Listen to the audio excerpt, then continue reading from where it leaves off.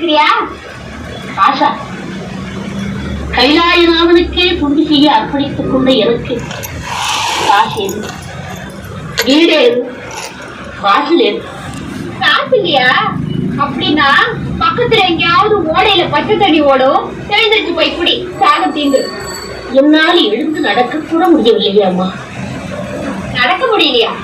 ஏன்? என் உடம்பில் சக்தி இல்லை. உனக்குதான் சக்தி தேவையில்லையே, சிவன் மட்டும் போதுமே. அந்த சிவனையே கேடு, உனக்காக இங்கேயே கங்கையை கொண்டு வந்தாலும் கொண்டு வருவார். ஆண்டவா, இது என்ன சோதனை? தாகத்தை தணிக்க சொல்லு. என்னை அறியாத குழந்தையாச்சு. யாரோ இந்த அம்மை எனக்கு அறிவுத்தாரி ஊட்டுகிறாளே. தாயே, நீ தயிர்வோர் நிற்பவளே அல்ல.